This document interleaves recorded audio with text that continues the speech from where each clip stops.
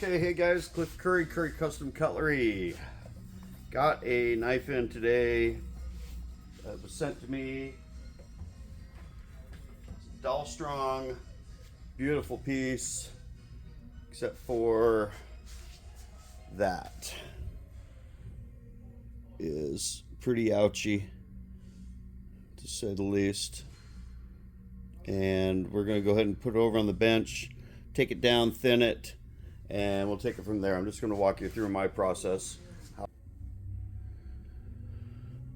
Okay, over in the corner on my Buck Tool 2x42, I like this machine. It is just like any of the other ones. They're fairly inexpensive. They do run fast at 3450 RPMs. I find this one runs very smooth. I've got a fresh 50 grit belt, still got lots of bite on it. This is going to reduce the heat, and as the material gets removed, you won't really feel a heat buildup on it. We're going to just take and do the stock removal first. We'll keep it wet, and then as I go, we'll start to be more and more careful of the temper as we get down to it.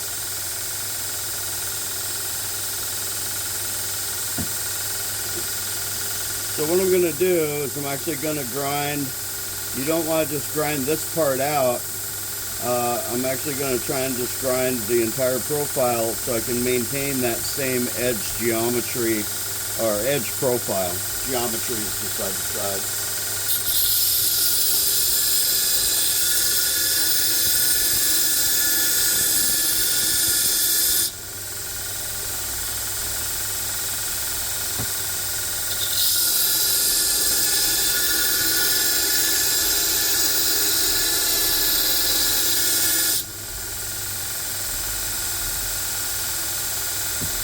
One of the things you can do is you can start at the tip and grind backwards, and that'll make sure you're not forcing all the heat down into that area.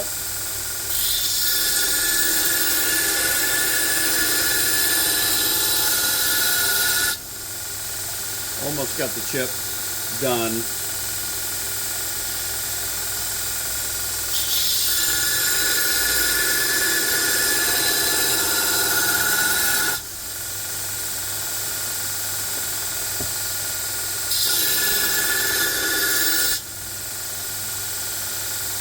Still just a little bit right there, so we're right there at the very end of it,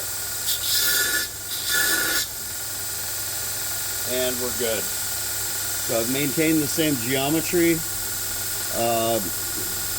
profile, and then we'll go ahead and look to start thinning this out to get back to the center core steel. Overall thickness is pretty thick. Not massively thick, and I'll probably start on the platen. You can see how smooth this runs. I've got the platen kicked up a little bit, so I've got an off platen area and it won't scratch the sides of the knife.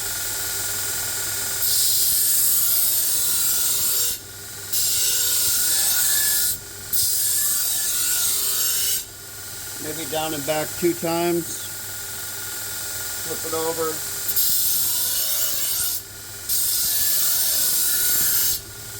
Down and back 2 times.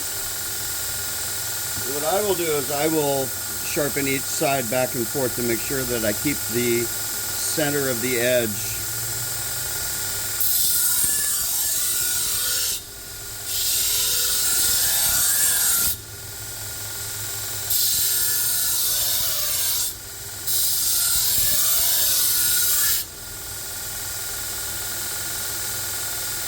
getting thinner.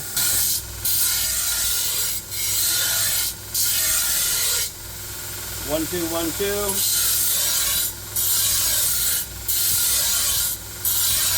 And just what I'm doing is I'm softening the shoulders on the sides.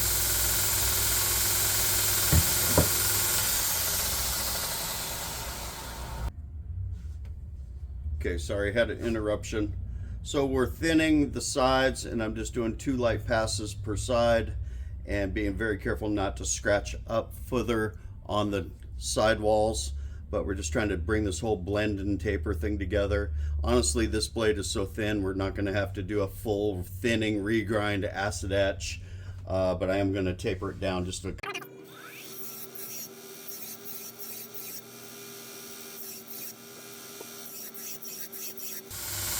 Okay, that's about it. And then I'll do a quick belt swap. Now, I know these can get a little boring, but the progression is kind of cool on this. So I'm going to go from, that was a 50 grit, and I'm going to go to 120 grit.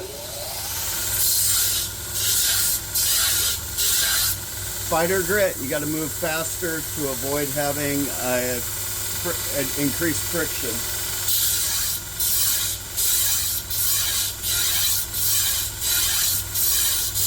So we are doing some additional thinning, but really what the focus is to remove the scratches. Okay, that was the 120 grit Cubitron, and then check this out. This is a 100 grit Trizac belt. And so even though I'm stepping back down a grit in the progression, but because of its smoothness, it's going to refine and make sure we get out all the potential heavier duty scratches.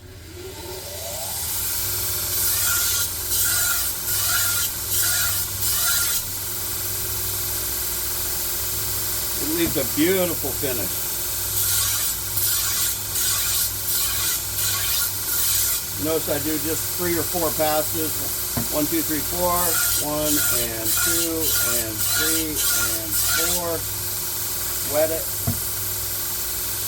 1 and 2 and 3 and 4.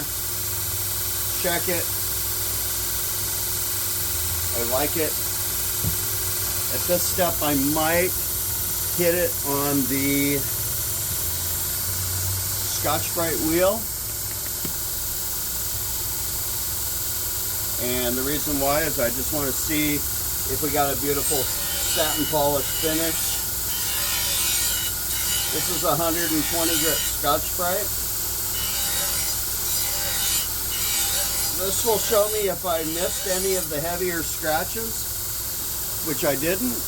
And it will also show me if I've got a nice blended taper, which I do. We can continue on at this point. And you could go to finer and finer grits of the Trizac belt, but really with the Scotch-Brite blending wheel, you can do all of that in just a few seconds. It'll also show you if you got a burr going all the way up, and we do.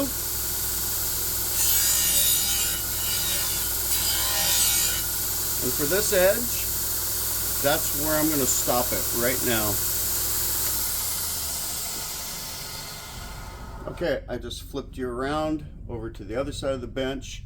This is actually my prototype 600 grit wheel before I had them turned green.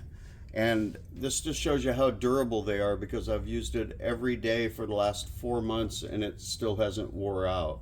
And that's when I knew I had something I was really gonna love. This does 2 things. The 600 grit, you can go to a 240 grit intermediate Scotch-Brite step, but I think just for today, I'm just going to hit it with the 600 grit step and then hit it with the buffing wheel. And this will do the deburr and the final polish and the edge stropping all in one go. I will do a video on truing these wheels up, and that'll be one of the next ones. The wheel is going away from me, over that way. This is a half-speed grinder as well. So it's running at 1750 RPMs.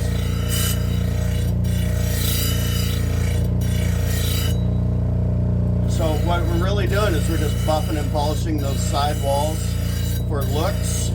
And then this also will take the burr that's up on the edge and it will get it to start flaking off, as I've shown in other videos. And then we can just come right over here. We have a new white compound. Blue compound works great. Either one. First I'm going to do the side face. Again, this is more for looks and finish, fit and finish than anything. I'll do the side face on both of them. I am pressing fairly hard. This is our new felt wheel that we will have in stock very soon. And then I'll come in at a much lighter pressure and a slightly higher angle. And we'll just pull that little burr right off. Repeat that a couple times.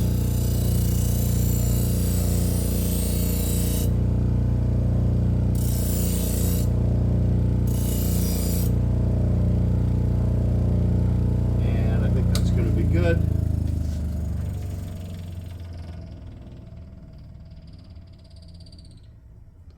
Let me go ahead and get this wiped off, get that chatter marks off there. Let's point you downstream here and let you watch me do it. Normally I'll take some rubbing alcohol, be very careful. I'll wrap the edge of the blade, I'll pinch the blade and wipe that way. Make sure we got our tip. Everything else, I don't have phone book paper here in front of me. That's pretty sharp. That'll probably work. And that's all there is to it. So to recap, I used a 50 grit. There you go. Hey. To recap, I used a 50 grit Cubitron, then I jumped up to a P120 grit Cubitron just to remove the scratches, and then we started bringing the sides in. I used a 1 Trizac belt, which was a A160, which is 100 grit. And then I went to a Scotch-Brite wheel just to buff and blend and polish everything together. And then I finished with a very quick deburr step on a 600 grit Scotch-Brite wheel and the final stropping wheel. And that's a full, you can do the progression with belts. I find that the Scotch-Brite wheel takes and satin polishes everything so quick. So that's a blended edge. It's not fully thinned, but behind the edge is not thick because the actual whole profile of the knife wasn't that thick either. So now you've got a blended tapered edge. It should be a little stronger. It should hold. And this guy's back in action. Talking about it took longer than actually doing it. I hope you guys enjoyed it. Anything you need, go out to our website, shop.currycustomcutlery.com, and I hope you guys have a great day. Aloha.